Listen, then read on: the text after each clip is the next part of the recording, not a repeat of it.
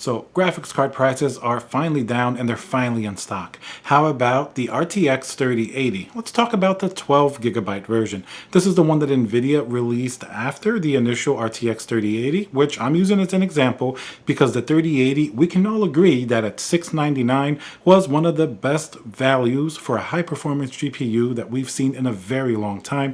Of course, all of that enthusiasm was quickly taken away by the lack of availability, and that same 10 gigabyte 3080 at some points almost tripled in value to around $2,000. So a $999 12 gigabyte EVGA for the 1.3. Is this a GPU that you should consider? And let's use it as the center point for the market. What's below it that makes sense and what's above it if you want to upgrade a little bit further. First, let's talk about the GPU itself, the EVGA brand 3080 12 gigabyte. In my opinion, EVGA makes some fantastic GPUs and they have a really good warranty behind them. So for the 1.3 typically will be one of their best models. I've had a few, and yes, some have had problems, mostly the 3090s early on, but EVGA support was really good. They RMA'd the GPUs without any issues, and we haven't really seen that many issues on an RTX 3080, and specifically not really very many on the 12 gigabyte version. So those were mainly isolated with the 3090s back last year. I'm just using that as an example so you guys know any brand can have issues. It really matters how they react to those issues,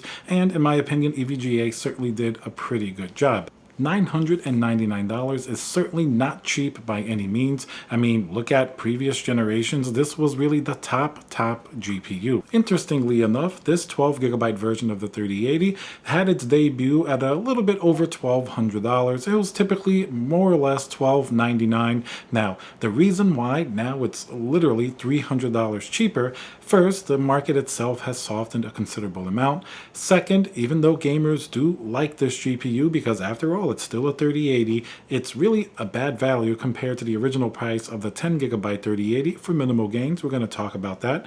And then also, this is not a good mining GPU at all. It's LHR, which is Nvidia's light hash rate. While many light hash rate GPUs have their limits circumvented, such as the 3080 Ti and even the previous 10 gigabyte 3080 that's LHR.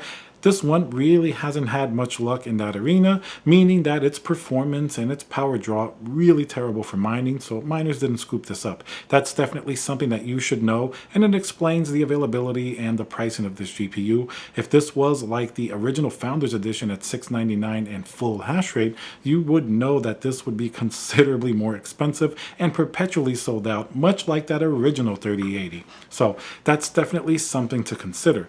Now let's talk about gaming performance. Across basically every single benchmark that people have run on this GPU, it's roughly somewhere between 7 to 10% better than the original RTX 3080 10 gigabyte.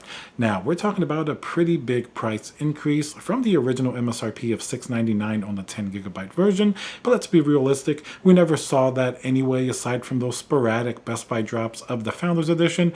Typically, you're going to find the 10 gigabyte version not too far off from this pricing, especially now that everything is sort of, mixing and matching as we go through a new period in GPU availability. Old prices in some retailers will cross new lower prices in other retailers. That's something to keep an eye on. Of course, if you can still find a 3080 10 gigabyte for $700 to $800, more or less, that's probably worth it more in terms of a value proposition. But in that case, most of them seem to be still over $800, actually getting pretty close to the price of this GPU. So in all practical sense, this is the GPU you're likely going to end up with if you're going to go buy an RTX 3080 12 gigabyte. I did see some open box GPUs a few weeks ago for the original 10 gigabyte, but even those were pretty much very close to the $800 range and a little bit more, and you're pretty much around this level. And even though this GPU is not really that big of an upgrade over the 10 gigabyte 3080, it's basically the 2 extra gigabytes of VRAM, which definitely can make some difference if you want to future proof in some games that really require require it, maybe something like Flight Simulator or something with really, really high resolution, then of course it's going to have a few more CUDA cores. It's going to be more like a 3080 Ti in a sense. So that's the next comparison. If you're going to go up a little bit, the GPU right below this that's still sold, of course, is the 10 gigabyte 3080. In the real world market, for the price difference, it would make sense to just get this one with a little bit extra upgraded niceties that you get if you're going to be gaming on it, of course. And then the 3080 Ti, that's certainly pretty interesting. The cheapest one you're likely to find maybe is like around $11.99 for the Founders Edition. Once again, you're going to get very minor incremental performance increases over this. In some cases, perhaps even less than on the 3080 versus the 10 gigabyte version. So unless you do score a 3080 Ti for around that $1,200 range, I'm not sure if it's going to be worth paying a premium of $300 or above to get a GPU that's really, really close in performance. After all, now you're comparing very similar GPUs. Basically, the 3080 Ti may be just a little better in some games, but the VRAM performance and amount pretty much exactly the same. So here, you're only really paying for it being a Ti and being slightly faster in rasterization, maybe a little ray tracing. Otherwise, literally almost the same GPU. So unless you really get a good deal, I would skip that and then stick with this particular GPU. Then of course, 3090 and above, it doesn't really make sense for gaming, as this, once again, is going to be pretty close to the performance of a 3090, and you're going to be paying literally like half the price, not even to mention the 3090 Ti. Now, where it gets a little bit more interesting, if you compare this maybe to certain AMD GPUs, I've seen the 6900 XT come down in price basically to its MSRP, which is $999, very much like this GPU here. So $999 if you can get a 6900 XT, which is available in a lot of places now. Even AMD had it in stock a little while back.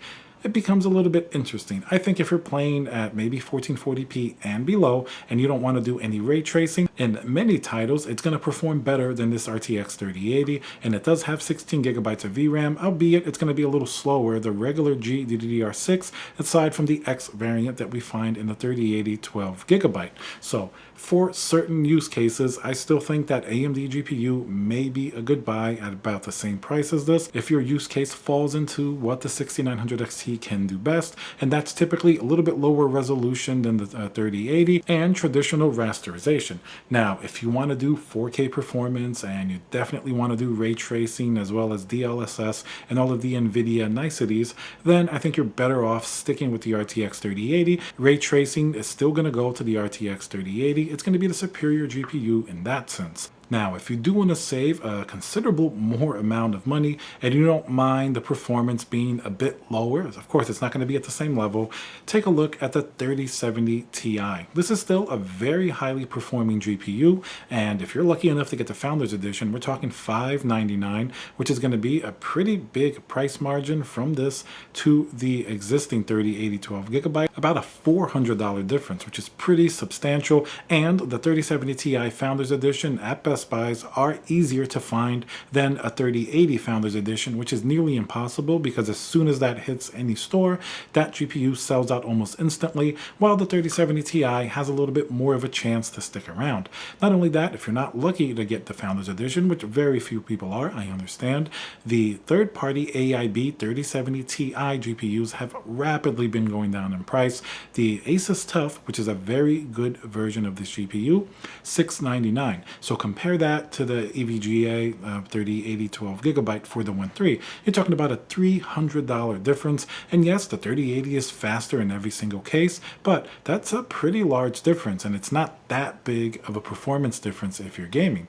Now, of course, there are other versions. There's even a for the 1.3 version of the 3070 Ti. That one's going to creep back up into the 700 range. Now, if you're comparing both, I would recommend really sticking to around that $699 price point. As you start to get closer to 800, it makes more sense to possibly try to find somewhere a 10 gigabyte 3080, or even just stretch it out a little bit more for the 12 gigabyte 3080. So that shows you that at $999, it's certainly not a terrible value, but I would like to see it closer to maybe $799 to $899, which I do think is actually quite possible in the coming months, that this GPU may go down at least to $899. $799 may be a little bit too optimistic, but $899 $999, I can certainly see it, and that would make a lot more sense for this GPU. Then you're only paying $100 to $200 premium over the original 3080's MSRP, and that seems fair to me. It does have a little bit extra oomph, a little bit extra VRAM, so certainly that would seem fair, but $999 is right at that cutoff point where the GPU makes sense for a lot of people.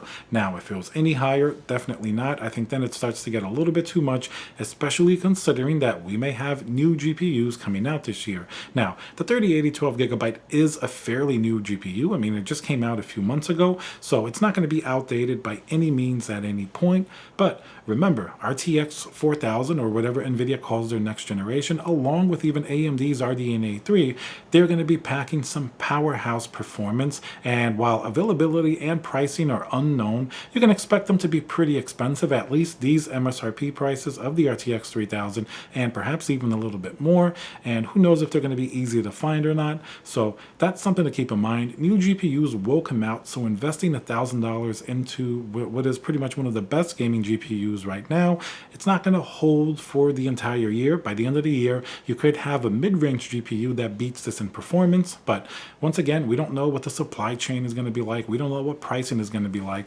So if you need a GPU now, I think this is actually a pretty decent value, $999 for pretty much top-end gaming performance. You don't have to go to a 3080 Ti or even a 3090 to get pretty much 99% of the performance all across different games. All right, guys, so let me know what you think. Do you think a $999 RTX 3080 12GB is worth it? If not, let me know down below. Remember to subscribe, smash that like button, and I'll see you guys on the next video.